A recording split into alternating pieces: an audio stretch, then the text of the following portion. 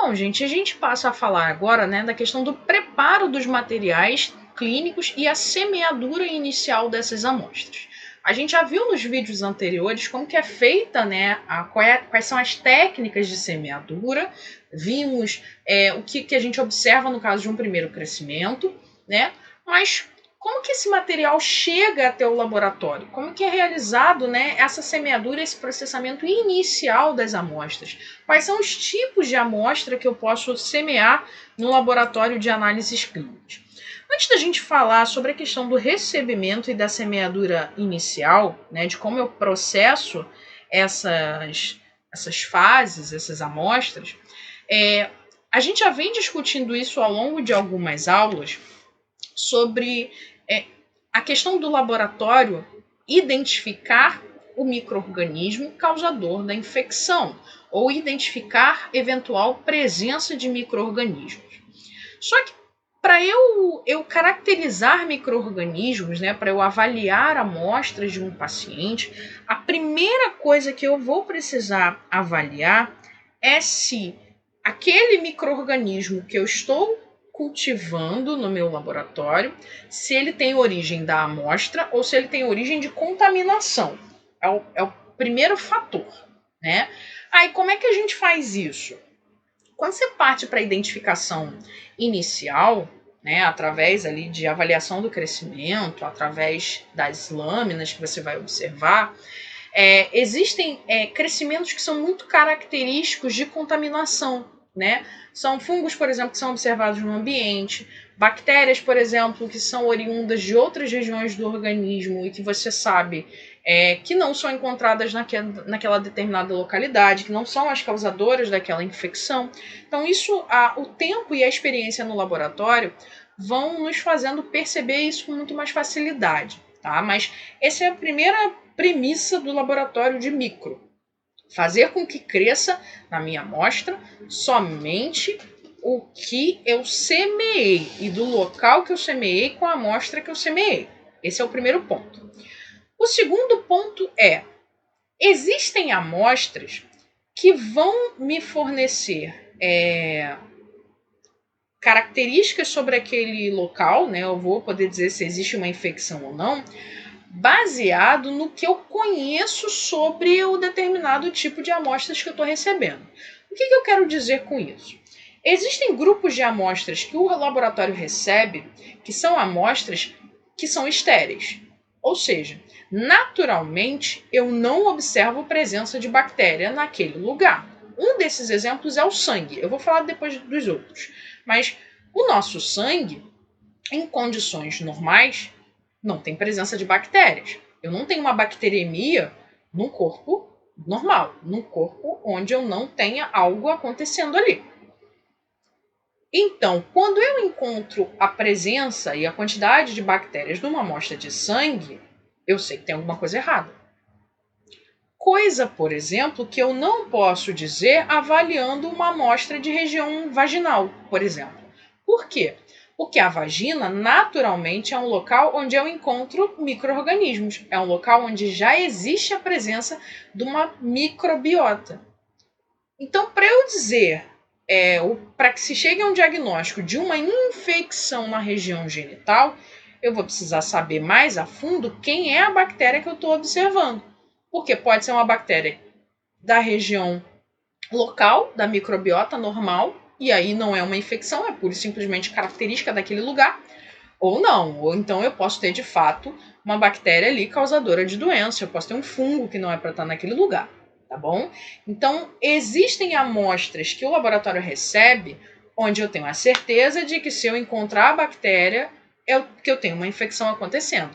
Outras, eu vou precisar avaliar quem é que eu estou observando para saber se é uma bactéria ou um fungo que eu já encontraria naturalmente naquele lugar ou não, se é alguma característica infecciosa, tá?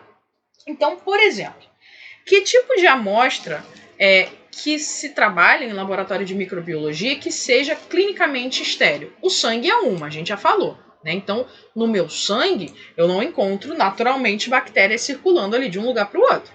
Tá?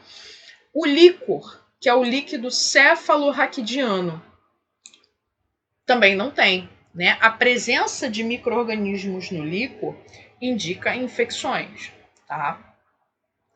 Biópsias também não, né? Quando se faz uma coleta de biópsia, você não espera encontrar micro-organismos lá. Também não é uma coisa que se faça com frequência, né? Você não sai por aí fazendo biópsias, né? Com frequência sem a necessidade, né? Então, quando se faz uma biópsia, se lança a mão de todas as análises possíveis, né? Mesma coisa acontece ali no caso do LCR, né? Você não sai funcionando medula espinhal para poder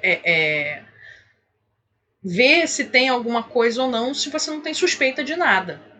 A mesma coisa com a biópsia, você não sai por aí fazendo biópsia se você não tem suspeita de que algo esteja errado. Pode não ter, mas se existe a suspeita, o médico solicita, tá? Então, no caso de uma biópsia, você pode também fazer ali uma análise microbiológica para saber se existe alguma coisa lá. Tá? Mas, naturalmente, não existiria micro-organismos. Mesma coisa no líquido pleural, né? A pleura é a membrana que reveste os pulmões e no líquido pericárdico, tá? O pericárdio é a camada mais externa do coração. O coração são 3 camadas, o endocárdio, que é a camada interna, o miocárdio, que é a camada muscular, e o pericárdio, que é a parte externa. Líquido sinovial, que é aquele líquido que lubrifica, né, as articulações, permitindo ali que as articulações tenham maior mobilidade, tá? Também não é um local onde eu encontre bactérias naturalmente, e na medula óssea também não é um local de encontrar bactérias naturalmente. Então, sangue, LCR, biópsias, líquido pleural e pericárdico, líquido sinovial, medula óssea são amostras que eu não encontraria bactérias naturalmente. Aonde eu espero encontrar bactéria? Se eu tenho uma amostra, estou ali avaliando, mas eu sei que bactéria vai ter. É natural que tem. Então eu vou precisar analisar quem é que está lá. A amostra do trato respiratório. Estou ali colhendo nasofaringe, orofaringe, aspirados, né, traqueal, brônquico e tudo mais. Estou analisando, né, colhendo não, analisando esse tipo de amostra. É natural que eu encontre a presença de micro-organismos nesse lugar. Então eu vou precisar avaliar quem é que está lá, se é o causador da infecção ou não. Suave, né, que tenha sido colhido de sítio anatômico infectado. Então, se eu sei um local de infecção, estou colhendo em cima da infecção, então eu tenho contaminação ali naquele lugar, tá? Fezes, por conta da microbiota intestinal, né? A gente tem ali os nossos micro-organismos que vivem nos intestinos, né? Delgado e grosso. Lembrando que as fezes elas são formadas no intestino grosso, tá? E é natural que a gente tenha bactérias nessa região. Só que existem bactérias que são da microbiota e existem bactérias que são causadoras de doença, tá? Então, pode acontecer de uma contaminação, né, chamada infecção intestinal, e aí eu avaliar quem é a bactéria patogênica que está presente lá. E no caso das secreções genitais, também é natural que se encontre, né, principalmente no trato genital feminino, com a presença dos lactobacilos. Então, a gente já viu que a primeira coisa ali que a gente vai ter que entender, né, passar daquele momento inicial de que eu tenho que ter asepsia no meu laboratório, porque eu tenho que garantir que o que vai crescer seja de fato da amostra, eu tenho outro parâmetro para avaliar, que é justamente essa, de que eu tenho amostras que já contêm naturalmente bactérias, então não necessariamente o fato de eu achar a bactéria é um indicativo de contaminação, mas que eu tenho amostras que são naturalmente estéreis. Então, opa, se eu encontrar alguma bactéria aqui ou encontrar algum fungo aqui, eu posso dizer que existe algo errado nesse organismo, tá? Então, em relação ao processamento inicial dessas amostras, né? Como que é feito, o que a gente tem que fazer, como que o laboratório recebe, né? O que se faz nessas situações? A semeadura primária, né, adequada, é uma das mais importantes e fundamentais da etapa da rotina microbiológica. Porque você recebeu a tua amostra, né, o material foi coletado, você recebeu essa amostra, e essa semeadura, né, usar o meio de cultura adequado, usar a temperatura de incubação adequada, usar as formas adequadas de crescimento do laboratório é essencial para que eu tenha um bom diagnóstico. Se eu erro aí, Acabou. Ah, mas só pode ter erros nessa fase, ou então a gente só observa erros nessa fase de semeadura? Não. Os erros podem acontecer em qualquer etapa. Desde ética e legislação e de biossegurança, a gente fala das etapas dos exames laboratoriais: pré-analítica, analítica e pós-analítica. Em qualquer uma das três fases, os erros existem. Precisam ser minimizados. Não é normal que eu tenha erros acontecendo, tá? Ah, mas pode acontecer. Sim, mas a gente precisa imaginar que, ou precisa se dar conta, nem imaginar não, se dar conta de que eu estou lidando com amostras de um paciente, o diagnóstico que eu vou realizar nesse laboratório é essencial para que o paciente tenha um bom diagnóstico e um bom tratamento daquilo que ele está sendo avaliado, pelo qual aquilo ele está sendo avaliado. Tá? Então, se eu soltar um laudo errado, eu estou interferindo diretamente na vida desse paciente, na saúde desse paciente, inclusive. Então, avaliar e realizar os procedimentos de forma correta é essencial para que o paciente tenha o diagnóstico certo, tá?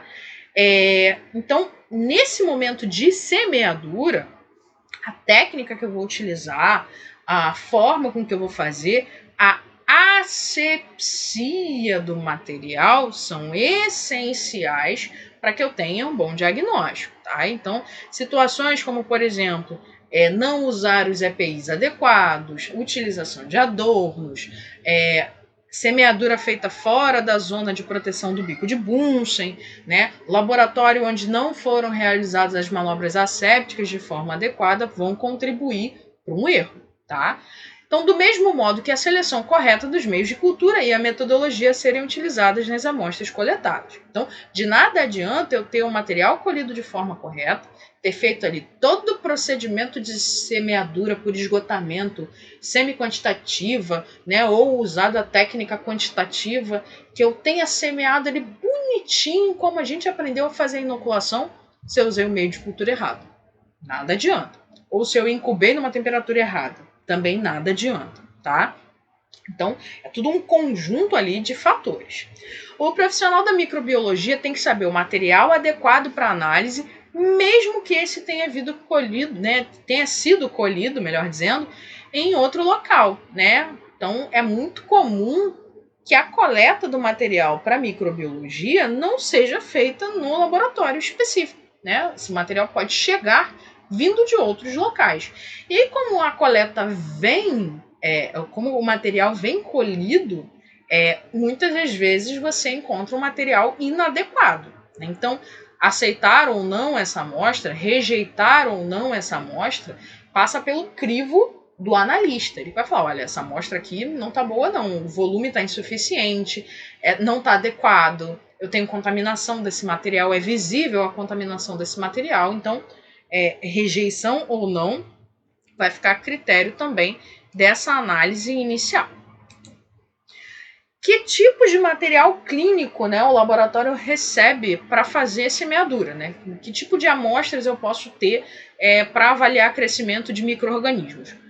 Basicamente, qualquer material clínico ele pode ser submetido à cultura, né? Mas mais frequente, a gente vai ter urocultura, que são as amostras de urina, coprocultura, que são as amostras de fezes, né? Cultura em amostras de fezes, análise de escarro, principalmente para diagnóstico de tuberculose, lavado brônquico, análise de líquor, né? De líquido cefalorraquidiano, em algumas situações, análise de esperma, fragmentos de tecidos, de biópsias, líquidos orgânicos, né? Líquidos cavitários, acítico, líquido pleural, líquido sinovial, secreções em geral, né? Secreção purulenta. Purulento é aquilo que tem pus, né? Amostras ali inflamatórias, secreção vaginal, tá? Nos laboratórios hoje em dia ficou cada vez mais comum também os exames micológicos, né? Micologia, né, é o estudo dos fungos. Então, exames micológicos, pesquisa de fungos diretamente ali, por exemplo, em amostras de unha, né? Então, se fazem raspados de alguns locais de lesões ou até mesmo diretamente das unhas para avaliar a presença de fungos, né, nesses locais. Então, os materiais clínicos eles são os mais variados possíveis e para cada um desses materiais existe uma metodologia de coleta, uma forma de conservação, uma forma de transporte, uma forma de semeadura. Tá? Então, o laboratório ele precisa lidar com tudo isso. Antes da gente realizar a semeadura, né, que é o primeiro ponto ali para que a gente chegue no final lá na identificação, eu tenho uma etapa chamada de pré-processamento. Esse pré-processamento está na fase pré-analítica, ou pode ser equivalente à fase pré-analítica, mas aqui eu estou me referindo a pré-processamento porque é antes de eu fazer qualquer coisa com aquela amostra ali que eu acabei de receber. Então, o pré-processamento no setor de microbiologia ele vai envolver a fase de coleta, a fase de transporte, a conservação desse material e a entrega, né, desse material, como que ele foi entregue e quem o recebeu, como que ele foi recebido pelo laboratório, né, o aceite ou não desse material pelo laboratório. E o que a gente vai precisar considerar em cada uma dessas etapas é a importância, né, em cada uma dessas fases, né, dentro da etapa de pré-processamento, é a importância. Porque a gente fala muito assim, olha, é importante usar o meio de cultura adequado. Sim. É importante saber a técnica adequada de semeadura. Também. É importante eu fazer a sequência correta de esfregaço para eu observar a coloração. Também. É importante que eu mantenha as manobras assépticas na hora de realizar a semeadura e a avaliação. Também. Mas também é importante que eu colete esse material de forma adequada. É importante também que eu transporte esse material de forma adequada. Que eu conserve esse material de forma adequada. Então, não existe aquilo assim de mais importante ou menos importante, porque cada um tem um grau de importância na hora de eu fazer, lá no final das contas, a minha análise e entregar o resultado. Sabe por quê?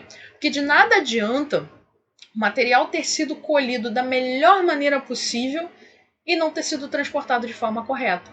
Ou então, olha, eu colhi o material, mas eu esqueci de entregar na hora que eu tinha que entregar. Né? Eu fiquei passeando por aí com a amostra. Por que eu estou falando passeando com a amostra? Porque existem algumas situações, e eu já comentei isso na aula anterior, onde a coleta pode ser feita, por exemplo, em alguns pequenos consultórios e é o próprio paciente que leva a amostra até o laboratório, como acontece, por exemplo, no preventivo. Né? Então você pode ter algumas amostras que o médico vai fazer lá a coleta, te colocou o suave no meio de transporte e vai falar assim, toma, leva o material para o laboratório. Normalmente essas clínicas esses consultórios, né, têm convênios com laboratórios que sejam bem próximos. Mas aí, digamos que a pessoa resolve, eu tô aqui, tá dentro tá dentro do meio de cultura, então tá preservado. Aí eu fico lá andando de um lado para o outro e esqueci completamente que eu tenho que entregar a amostra no laboratório. E 4 horas depois daquele horário de coleta eu lembro e vou até o laboratório. Vai ter alteração? Provavelmente, principalmente considerando como você estava transportando essa amostra. Coloquei dentro da bolsa e fiquei andando de um lado para o outro no sol de 40 graus. Estou conservando de forma adequada? Não.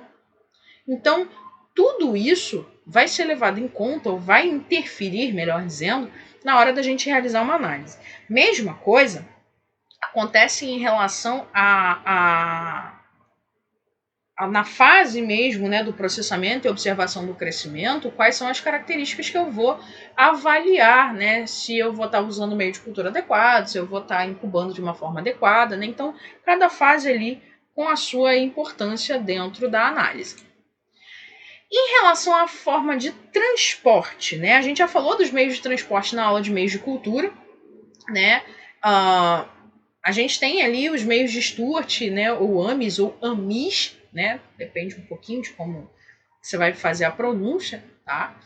E existe o meio Carey Blair. Então esses são os meios mais clássicos para transporte dessas bactérias. O Stuart e o AMIS, eles servem para isolamento de bactérias aeróbias e anaeróbias facultativas, né? O AMIS ou Stuart com carvão, né, normalmente servem ali para isolamento de bactérias aeróbias e anaeróbias facultativas, mas com preferência ali para o isolamento de gonococos, hemófilos e pneumococos, tá? e o meio ali de Carey Blair para isolamento de enteropatógenos a partir de amostras de fezes. Existem outros meios de transporte para alguns materiais específicos. Por exemplo, esse aqui é um meio de transporte para líquido cefalorraquidiano, que é um agar-chocolate suplementado, né? Então, nada mais é do que um agar-chocolate com a adição de alguns compostos, né, que vão favorecer ali ao transporte desse tipo de material, né? Muitas pessoas acabam chamando também esse meio de transgrow, né? Porque ele, ao contrário dos que a gente tinha visto anteriormente, né? Quando falamos ali dos meios de transporte, eu disse a vocês que o meio de transporte ele freia esse crescimento inicial, tá? Para que a bactéria mantenha a viabilidade para chegar até o laboratório.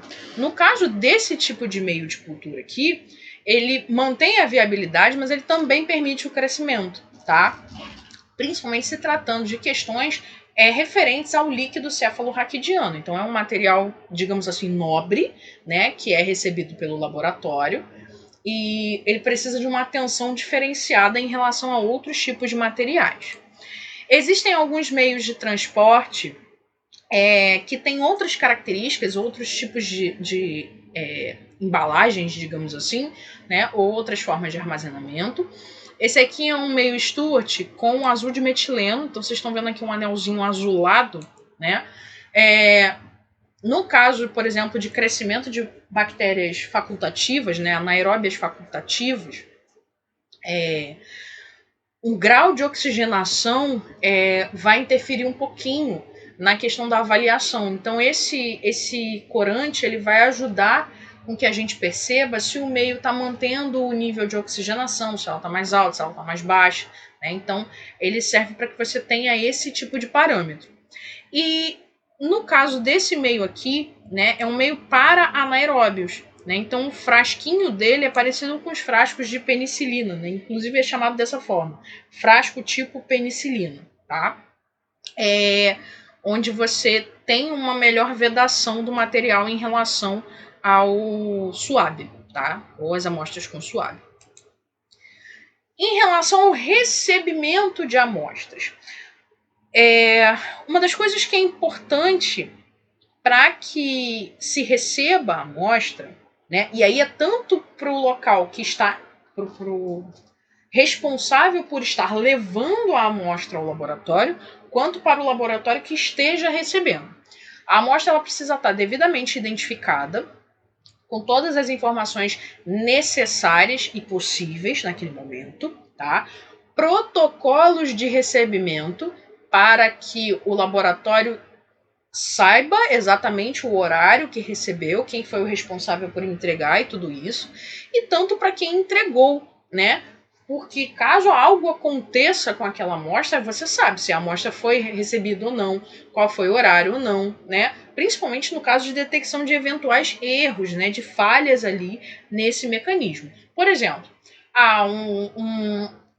um hospital, né? Colheu ali a amostra do paciente, levou para um laboratório, e aí, esse laboratório, em algum momento, disse: não, nós não recebemos essa amostra. Com esse protocolo, quem foi o responsável por levar a amostra até o laboratório falou assim: não, vocês receberam aqui, ó. Tá aqui o protocolo de recebimento. Quem recebeu foi o funcionário tal, na hora tal, no dia tal. Então, essa amostra está com vocês. Mesma coisa para o laboratório, né? Se liga alguém do hospital lá falando: olha, enviamos uma amostra assim, assim, assim. E o laboratório fala: não, nós não recebemos. Então, o que aconteceu com essa amostra ali no meio do caminho? Né? Ou recebemos a amostra violada, ou então, né? Então, são características que precisam ser descritas. Né? No caso de violação, nem deve ser aceita. Então, ao receber essas amostras biológicas, o laboratório deve verificar, primeiro, se as amostras estão devidamente identificadas, nome, o sítio anatômico, a data e a hora da coleta, tá? Então é uma coisa importante. Caso isso não esteja explícito, não receber, porque pode dar problema, tá? Se o volume, né, quando pertinente, dependendo do tipo de amostra que está adequado para a realização dos exames solicitados, se a amostra foi coletada em meio de transporte, suave ou frasco apropriado, se a amostra é adequada para realizar o exame solicitado ou se o material, né, foi recebido ali por SWABs, verificar a data de validade. São coisas que o laboratório que está recebendo vai precisar avaliar e validar ou não esse recebimento. Beleza, o laboratório recebeu a amostra, vamos fazer o processamento agora desse material. Que tipo de processamento a gente vai fazer? Vai depender muito do material que a gente está recebendo, tá? Então, existem amostras de escarro, de fezes, de urina, enfim, materiais diferenciados. Mas antes de eu falar diretamente de cada tipo de material, uma coisa que a gente tem que ter em mente é o seguinte: quando eu faço a semeadura, eu posso fazer essa semeadura em caldos e em meios sólidos, tá? Quando eu faço a semeadura inicial, se eu tiver que fazer em todos esses meios, então primeiro eu faço a minha semeadura nos caldos não seletivos, depois nos meios sólidos não seletivos, e aí parto para os meios sólidos que são seletivos.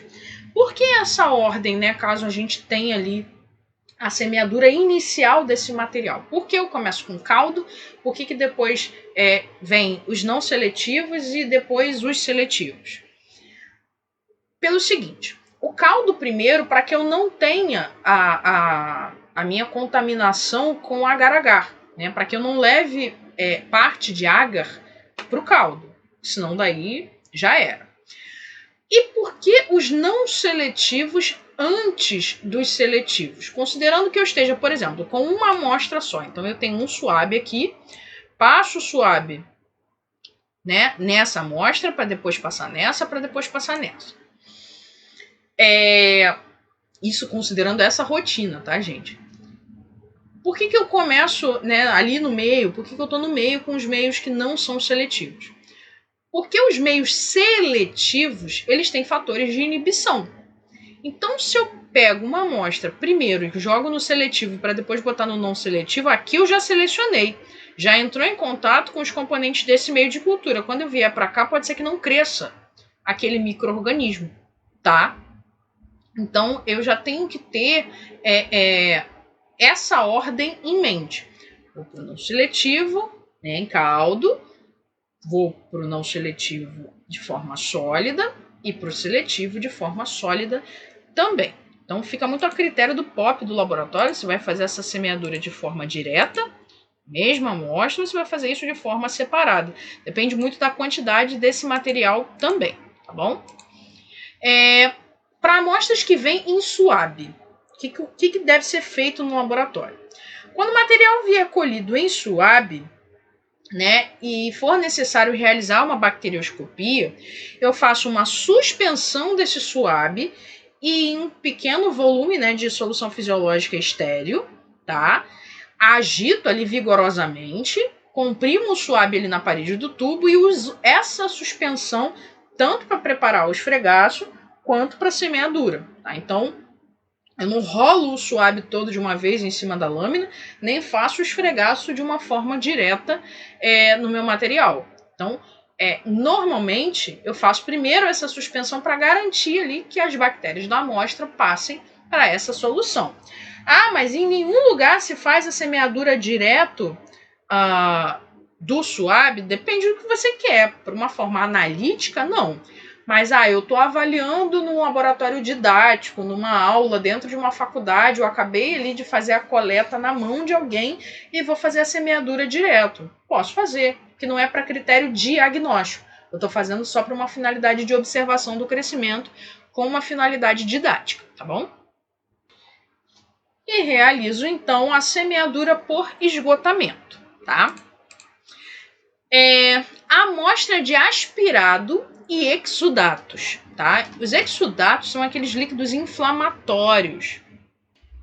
Eles têm um grande teor de proteínas, leucócitos, né? E são produzidos ali como uma reação do corpo aos danos, aos tecidos, aos vasos sanguíneos. Então, é proveniente de resposta imune do nosso organismo. E os aspirados, como por exemplo aspirado traqueal, são materiais também que eu posso usar para verificar a presença de bactérias. Então, se a amostra for recebida em seringa, eu preciso transferir para um tubo estéril, homogeneizar e proceder à semeadura por esgotamento, tá? Eu posso também fazer a semeadura de uma gota por esgotamento, tá? Os meios que eu posso utilizar para esse tipo de análise são o agar-sangue e o agar-McConkey, né? Por que a gente usa os dois? O sangue, ele é aquele meio classicão, né, do laboratório de análises clínicas, onde vai crescer a grande maioria dos organismos e onde, por exemplo, eu consigo avaliar a diferença de hemólise, né, que é uma característica diferencial. E o McConkey, né, se vocês lembram da aula de meios de cultura, o McConkey ele é um meio seletivo e indicador. Né? Então, ele é um meio que seleciona as bactérias gram-negativas e indica, né, por exemplo, fermentação de lactose.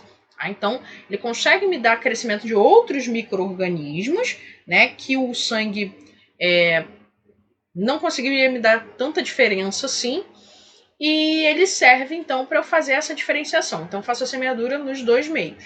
E incubo ali entre 35 a 37 graus em atmosfera normal. Ou seja, não preciso aplicar pressão nenhuma e nem diminuir pressão do local, na atmosfera normal. E além da questão da semeadura, né, eu faço um esfregaço. O esfregaço, na microbiologia, ele é diferente do esfregaço hematológico, a gente vai aprender nas próximas aulas como é que faz, mas eu faço um esfregaço em lâmina, tá? Para fazer a coloração e observar ali a presença, né, de ou não de eventuais bactérias que estejam naquela localidade, né, avaliar características de amostra e principalmente liberar resultados de uma forma mais rápida do que você esperar a semeadura. Lembrando que aqui a gente está recebendo amostras, muitas vezes vem de hospitais. Né? Então, você tem um paciente que está internado, às vezes em estado mais grave, e muitas vezes esperar o tempo de crescimento, ali, uma incubação de 24 a 48 horas, dependendo da bactéria, 72 horas, né? É complicado para fazer o diagnóstico desse paciente. Pode ser que quando você chegue com o resultado da cultura, o paciente já não tenha sobrevivido, né? Porque você não conseguiu ali fornecer os meios de identificação da forma adequada. Então, a bacterioscopia, né, que é essa análise da lâmina, ela ajuda bastante nesse sentido. Então, aqui a gente tem esse processamento inicial, né? Então, nos materiais muito abundantes ou muito purulentos, né? Você faz ali aquela semeadura inicial com o suave ou até mesmo com a seringa, né? Então, fez aquele espalhamentozinho inicial e aí você vem com a sua alça e faz, né, como a gente já viu, a técnica de esgotamento, né? Fazendo ali os zigue-zagues, espalhando o teu material pela placa de Petri. A amostra de orofaringe, né? Da mesma maneira, são duas amostras para cultura e para microscopia, né? Uma parte da amostra vai para cultura e outra parte vai para microscopia. A pesquisa basicamente é em cima de streptococcus beta-hemolíticos, né, em agar-sangue, fazendo ali alguns cortes no agar para evidenciar essa hemólise. Então, quando eu vou semear já procurando a questão hemolítica, na hora que eu for fazer a semeadura, você pode fazer alguns pequenos cortes, né, alguns pequenos afundamentos ali nesse agar para que você consiga evidenciar a hemólise de uma forma melhor. Ah, isso vai servir para todas as bactérias? Não. Né? Nesse caso aqui é importante fazer isso, porque a hemólise é uma das características que você vai querer observar, tá? Mas isso não serve para todos os meios de cultura. A coleta normalmente, né, desse tipo de amostra ela é feita ali com o suave, tá? E lembrando o seguinte, nem sempre, já que a gente está falando de orofaringe, né? E orofaringe é aquela região que a gente conhece vulgarmente como garganta, né? Garganta anatomicamente não existe, mas as infecções de garganta, já que o nome é mais comum, não necessariamente são infecções bacterianas, tá? A grande maioria dos processos de infecções observadas na faringe, a grande maioria delas são de origem viral. E aí, há casos e casos, tá? Então, nem sempre você, num quadro de faringite, você vai observar presença de bactérias, porque pode ter sido causada por um vírus e não por uma bactéria. Tá? Então, caso ali de coletas e avaliação de crescimento bacteriano, se incuba a amostra em 35 a 37 graus por 24 a 48 horas. Secreção ocular, né? Casos, por exemplo, de conjuntivite, né? Conjuntivite também de origem bacteriana, tá? Então, existem várias formas de você observar ali infecções na parte ocular. Então, avaliando a secreção ocular, usa o SWAB ou espátula de Kimura. Se pode fazer, se faz, né, melhor dizendo, a bacterioscopia pelo GRAM para delimitar ali a lâmina, para observar a presença de eventuais bactérias e avaliar também a qualidade da amostra que foi colhida, tá? Faz-se a semeadura em agar-sangue e em agar-chocolate, tá? Incuba essa amostra por 35 a 37 graus, por 24 a 48 horas, em atmosfera normal para o agar-sangue e em tensão de CO2 para o agar-chocolate. A tensão de CO2 ela é obtida muitas vezes num frasco com jarro, um jarro com vela. Deixa eu mostrar para vocês como é que funciona. Deixa eu pegar uma imagem mais para frente, ó. Esse aqui seria o acondicionamento inicial para a tensão de CO2. Tá? Então, eu colocaria as minhas amostras aqui, tanto faz tubos de ensaio quanto placas de Petri, com uma vela, né, para que eu tenha ali a tensão de CO2 garantida para esse tipo de crescimento. Só que muitas vezes o laboratório tem dificuldade na aquisição da vela para a realização das suas metodologias. E aí, alternativamente, alguns laboratórios usam esse tipo de combinado aqui, ó. 20 ml de ácido sulfúrico a 0,1 normal, tá? É a concentração de ácido sulfúrico utilizada. E 20 ml de bicarbonato de sódio, tá? A 8,4%. Chegaram a essa conclusão de que na ausência da vela, tá? Você garanta ali a tensão de CO2 equivalente. Essa concentração de gás carbônico, né, para o crescimento, ela é necessária para o crescimento de alguns tipos de micro-organismos, principalmente os fastidiosos.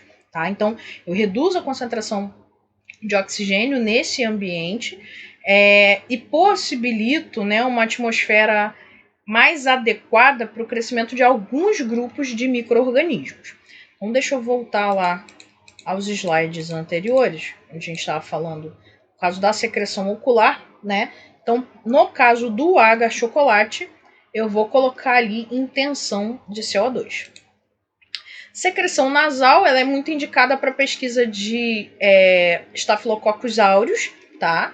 E normalmente eu faço a semeadura em agar-sangue ou agar-manitol salgado, né? Lembrando que o manitol salgado, ele é um meio seletivo, né? Para Staphylococcus. E ele é um meio indicador de fermentação do manitol. E o Staphylococcus aureus fermenta o manitol. Secreções de ouvido, né? Faço ali bacterioscopias pelo GRAM, usando o método de GRAM, de coloração. Semeadura em agar-sangue, em agar-chocolate e também em agar-McConkey, tá? Normalmente a gente usa incubação de 35 a 37 graus por 24 a 48 horas, né? Em atmosfera normal para o agar-sangue, tá? E para o agar-McConkey, e em tensão de CO2 para o agar-chocolate.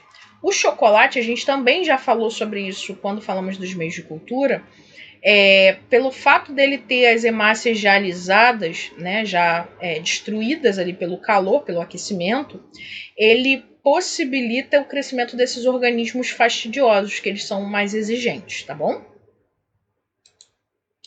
Amostras de escarro, né? Uma amostra de escarro, ela tem algumas características que precisam ser observadas.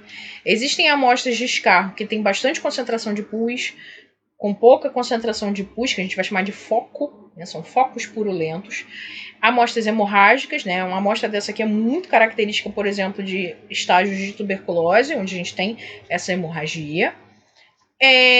Mas temos que tomar muito cuidado com a contaminação dessas amostras. Por exemplo, pasta de dente é um fator de contaminação dessas amostras.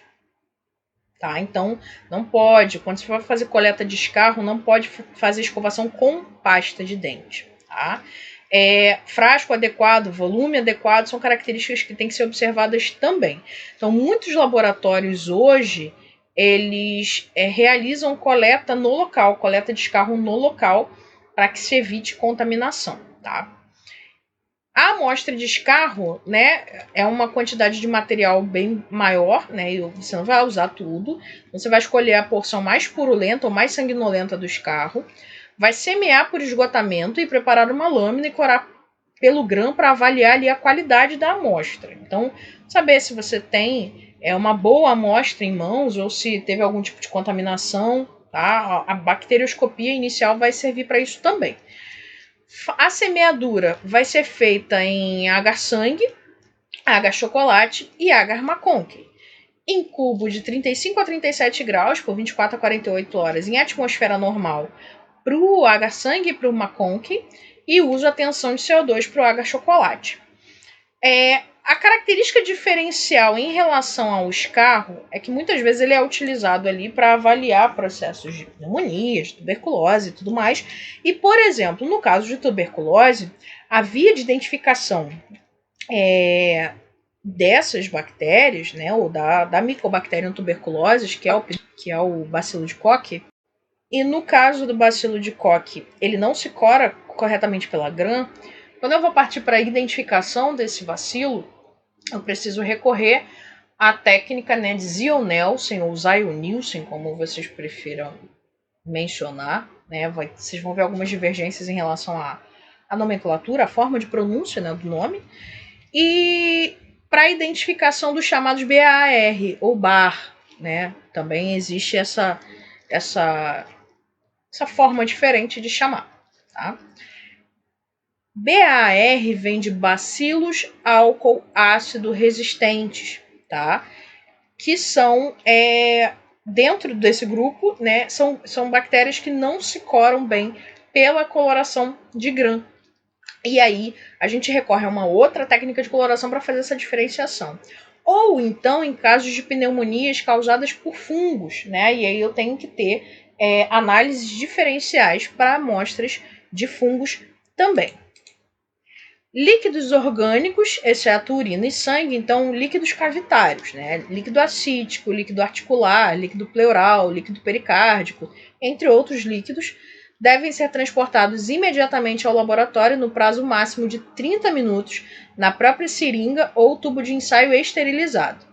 Líquidos límpidos podem ser semeados em frascos de hemocultura e enviar o material em separado para a bacterioscopia.